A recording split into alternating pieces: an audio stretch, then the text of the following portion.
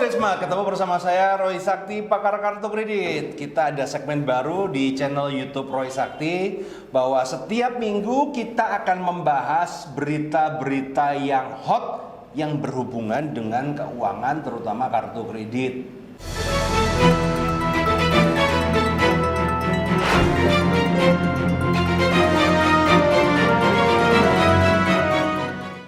Buat teman-teman yang belum subscribe, silakan Anda subscribe dan kemudian bunyikan loncengnya.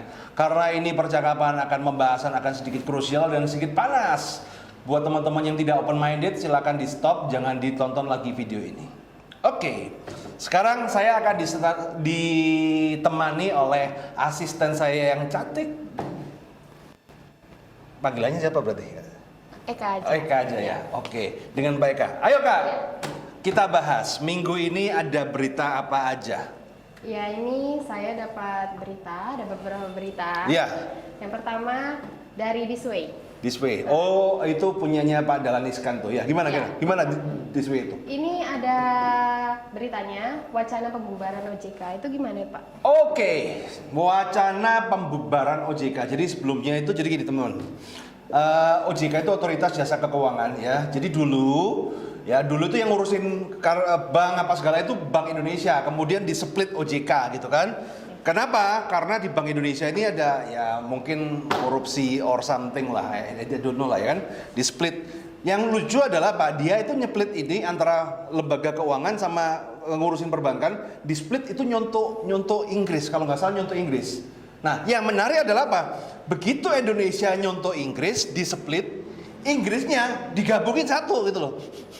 Jadi kita nyontoh toko lain buka cabang ya kan, begitu buka cabang, yang toko lain nutup cabang. Nah, jadi pengawasannya, jadi orang OJK ini sebenarnya kayak tower kembar lah, sama-sama lah. Nah, jadi kenapa ada wacana seperti ini? Kalau saya baca tadi ada beberapa penyebab, tapi yang terpenting kalau saya masukkan adalah Pak Jokowi itu kecewa. Jadi kan sebenarnya wacana itu ada katanya ya dari Pak Jokowi ya. Coba nanti dicek, kalau saya tolong diralat. Nah, saya harus ngomong apa adanya, nggak ada progres yang signifikan, nggak ada. kecewanya adalah apa? Kecewanya adalah bank itu ini loh. Rakyat itu sekarang perlu ditolong. Justru sekarang itu kamu kucurin kredit. Apa tunggu pengusaha itu mati dulu baru kamu nolong gitu loh. Karena apa? Jadi ada dua kepentingan yang berbentur. Jadi pihak pemerintah meminta supaya perbankan itu buka keran untuk pengucuran kredit supaya untuk membantu teman-teman yang pasca Covid ini. Tapi pihak bank malah ngerem kredit gitu loh. Nah, karena kan filosofinya orang bank itu gini. Kenapa direm? Ya takut macet. Nah, jadi ini kayak dua sisi yang bertentangan. Jadi bank itu kan lucu. Kalau saya pinjem kata-katanya Pak Ahmad Junaidi, sarjana hukum. Bank itu kalau pas kondisi ini lagi cerah gitu kan, kondisi lagi cerah itu kan, kita datang ke bank itu dia tuh rame-rame ngasih payung. Ayo Pak, dipayungin Pak, gitu kan. Nah, padahal kita nggak butuh payung. Tapi ketika bank itu lihat kondisi udah agak mendung-mendung dikit mau hujan, payungnya diminta balik. Nah padahal kan, jadi bank itu loh, jangan pernah cari kredit di saat butuh. Karena kalau butuh bank nggak bakal mau ngasih. That's the problem gitu. Padahal sekarang kita ini lagi butuh gitu loh, tapi bank nggak mau ngasih. Makanya mungkin Pak Jokowi geram dan kemudian mau diancam tutup. Ya kita nggak tahu ya akhirnya bagaimana gitu loh teman-teman. Karena saya yakin sekali kan kadang-kadang beliau itu udah, Pak Jokowi itu kan udah pusing mikirin negara apa segala. Saya yakin sekali Pak Jokowi itu berada di sisi kita sebagai seorang pengusaha. Karena kita sekarang ini lagi butuh bantuan. Karena kita baru mulai recover. Ya kita butuh suntikan dana dong. Kadang-kadang kan duit kita itu udah habis loh. Lu dari Maret sampai Mei ya, kemudian nutup usaha, bayarin THR, ya kan itu duit udah habis semua. Nah sekarang ketika sudah mulai recover, lah kita mau mulai muter dari mana? Saya yakin teman-teman juga ngalamin hal yang sama seperti itu. Coba di komen ya. Oke, sekarang lanjut Kak. Ada data apa lagi ya? Berita apa lagi Kak? Ya, kemudian ini saya dapat berita Hampir 100 sih, tepatnya 91 juta data akun Tokopedia tersebar bebas. Oh, ini yang Nah, lanjutan iya. kasus yang dulu ya. Jadi dulu kasusnya Tokopedia kan datanya dijual di dark web di harga berapa ya? 5.000 euro kalau nggak salah itu kan. Dijual mahal itu loh. Iya, dijual. Kelihatannya ada yang beli kemudian diecer. Ya. Jadi ada yang beli kemudian diecer-ecer jadi tersebar luas. Nah, ini bahaya apa enggak bagi kita ya? Bahaya banget ya, berarti. Dibilang bahaya ya enggak, udah terjadi, tapi ya sekarang ini gini. Bisa dibilang sekarang ini kan data kita itu kan diperkosa rame-rame. Betul. Ya, data kita itu diperkosa rame-rame, kita itu udah dijual rame-rame lah. Ya, kayak contoh, pernahkah kamu ditelepon tiba-tiba nawarin KTA kartu kredit itu? Oh iya, sering itu. Sering ya kan? Nah, dia tahu semua kan, kamu kerja di mana, Iya. apa segala. Itu kan sebenarnya data kita udah bocor, ya kan? Jadi sebenarnya ini kayak gunung es dan Tokopedia itu ya boom gitu loh. Nah, pertanyaan simple, kita hidup di dunia yang data kita udah bocor kemana-mana, teman-teman. Indonesia ini kerahasiaan data itu is bullshit.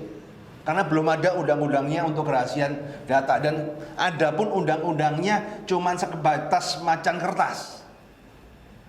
Ya saya nggak tahu, nggak ada tindak lanjutnya karena bocor gini nggak ini. Nah, tinggal yang terpenting adalah bagaimana kita memproteksi diri sendiri, ya. Nah, kalau ada yang tanya, Pak, terus kalau aku pernah transaksi di Tokopedia, Pak, pakai kartu kredit, data kartu kredit itu aman nggak sih? Nah, ini penting, ya. Jadi gini, teman-teman. Ini buat teman-teman yang tidak paham adalah ketika Anda transaksi di Tokopedia pakai kartu kredit, itu Anda transaksinya bukan di Tokopedia-nya, tapi di payment gateway-nya adalah pihak ketiga yang khusus untuk ngurusin. Biasanya kalau nggak salah Tokopedia itu Midtrans, Veritrans, something like that lah, payment gateway. Jadi Tokopedia tidak menyimpan data kartu kredit. Oke. Ya. Setahu saya loh ya, karena yang bukti kan kebocoran itu nggak ada ya. Saya lihat sekilas kan dia nyimpennya kan nomor telepon, alamat, email, something like that lah. Dan itu 91 juta data, Kak. Iya, Ya.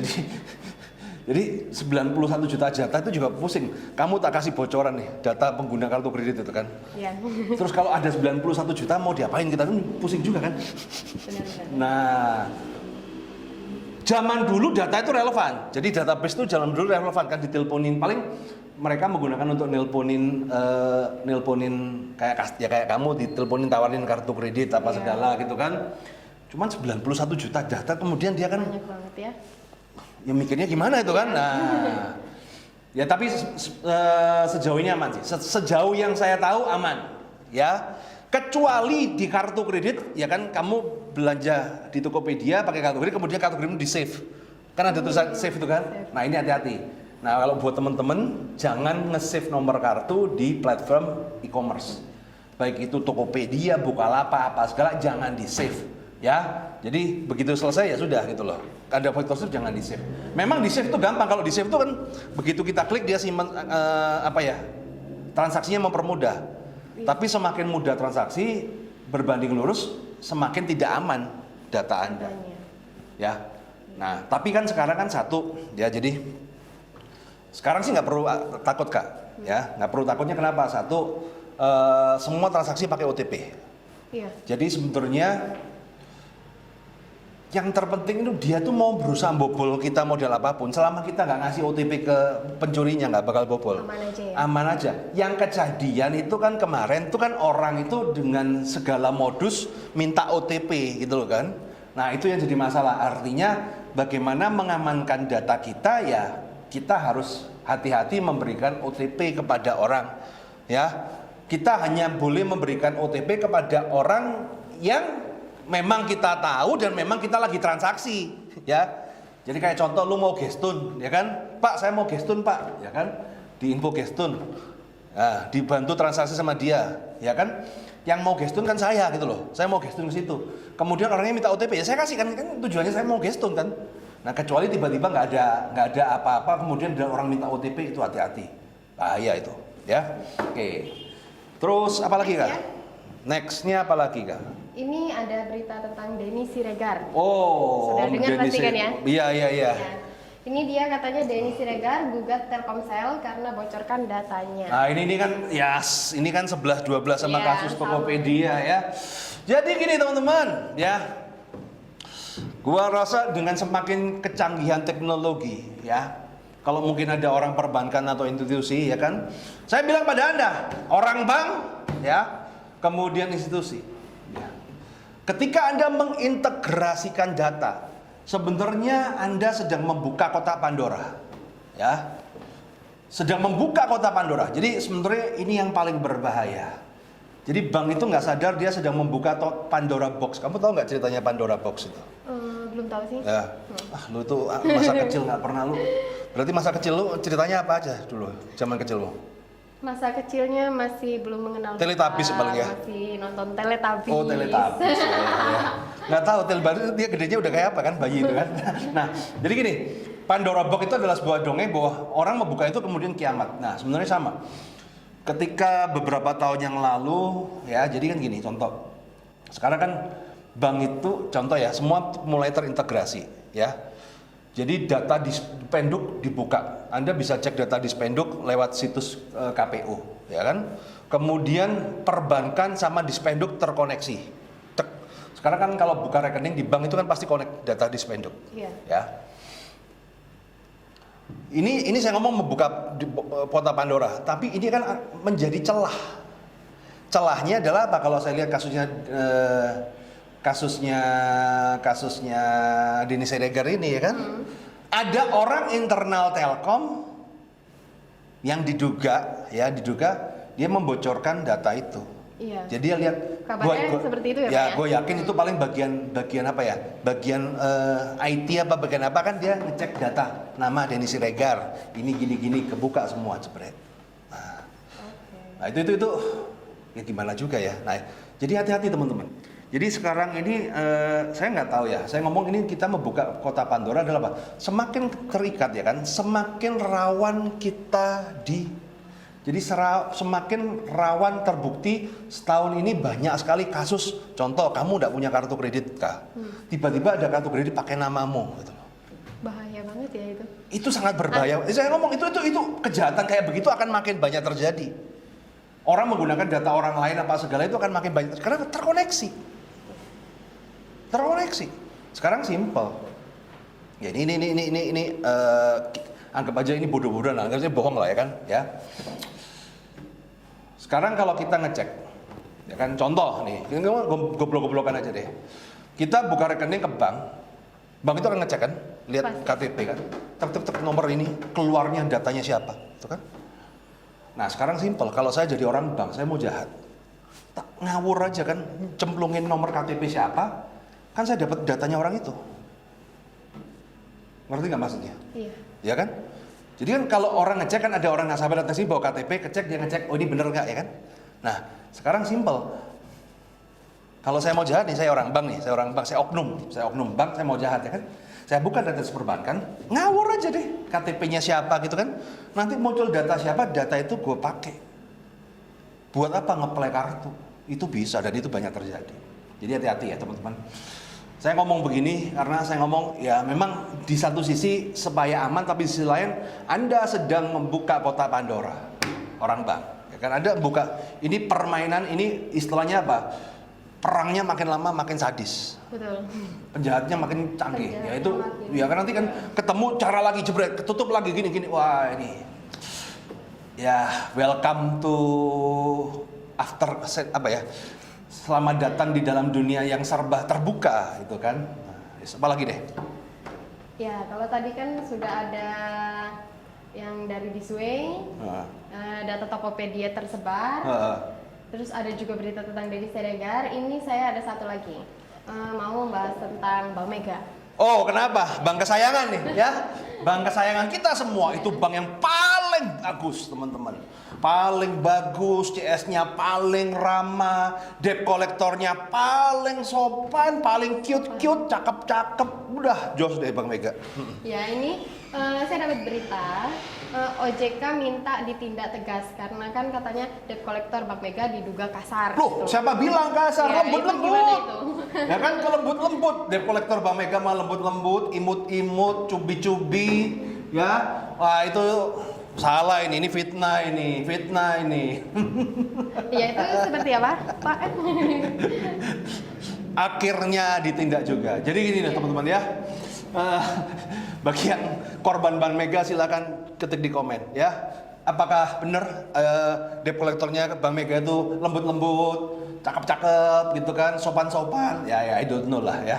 Nah, ini rame-rame ya karena memang Bank Mega itu luar biasa. Bank Mega selalu berbeda. Sip buat Pak Khairul Tanjung, jos. Ya, jadi begini. Ini kelihatannya udah banyak korban Bank Mega dan akhirnya teriak dan akhirnya sampai ke telinga OJK, ya kan, sampai ke telinga OJK gitu loh kan. Jadi OJK-nya bosnya bilang, Bank Mega, lu urusin tuh, ya kan. Nah, kalau saya baca jawaban Bank Mega ya standar begitu-gitu aja gitu loh. Mereka menjawabnya dengan menggunakan kalimat-kalimat bersayap yang aman. Oh ya, kita sudah sesuai prosedur, kita melakukan secara persuasif. Persuasifnya lu pakai kata-kata kebun binatang Bang Mega. That's the problem, ya. Kamu lonte-lontein nasabahmu, gitu kan? Banyak yang kejadian gitu kadang kan? Iya, bahkan lebih parah. Iya, dari kamu itu. kalau nggak bisa bayar jadi lonte. Ada kejadian kayak gitu. Babi hutan apa segala, masalahnya kebun binatang itu keluar semua. Jadi itu kejadian dari situ ya, itu kita nggak tahu ya, katanya customer. Nah, jadi kata-katanya tolong disortir, disensor, ya difilter lah. Dilarang pakai kebun binatang, ya kan? Dilarang pakai lonte-lonte. Nah gitu dong, ya kan? Keras nggak apa-apa, tapi jangan pakai lonte-lonte begitu. Nah, ini cuma pendapat ya. Ya tapi saya yakinnya itu bukan Bank Meganya, itu adalah oknum debt collectornya, ya kan? Umum debt collectornya mungkin tergiur dengan bonus, ya kan? Mungkin Bank Mega itu ngasih bonus, ya kan? Lu kalau bisa gua dapat begini deh, dapat hadiah sepeda, ya, dapat hadiah macam-macam. Ya mungkin begitu ya, I don't know. Tapi kita lihat apakah setelah teguran dari OJK Bank Mega menjadi lebih sopan, sesuai dengan ketentuan. Nggak tahu, kalau menurut Anda bagaimana teman-teman? Ya, semoga aja. Tapi kalau enggak, wah berarti OJK kayak macan ompong dong. Percuma ya? Hah? Percuma. Iya dong. Wah ini bahaya ini. OJK tindak tegas Bank Mega deh, ya kan? Kita adu domba dikit kayak podcastnya Deddy Corbuzier gitu loh. Oh, Ya, gitu tapi ya. hati-hati ya. Udah, teman-teman. Saya rasa berita hot minggu ini sekian dari saya teman-teman ya. Tolong, ini kadang sebagian cuma bercandaan ya. Kalau ada yang tersinggung mohon maaf. Sekali lagi mohon maaf ya. Ini jangan diambil di hati teman-teman. Jadikan feedback yang bagus didapatkan, yang jelek jangan deh. Kalau saya ada kata-kata saya yang agak kasar-kasar juga mohon maaf teman-teman ya. Yang penting kita selalu damai sejahtera. Semoga minggu depan tidak ada acara-acara yang kayak begini-gini lagi deh. Sampai jumpa minggu depan. Bersama saya Roy Sakti dan mungkin ini sekretaris saya yang cantik, Eka. Nah, karena keren itu selalu di otak, bukan di baju.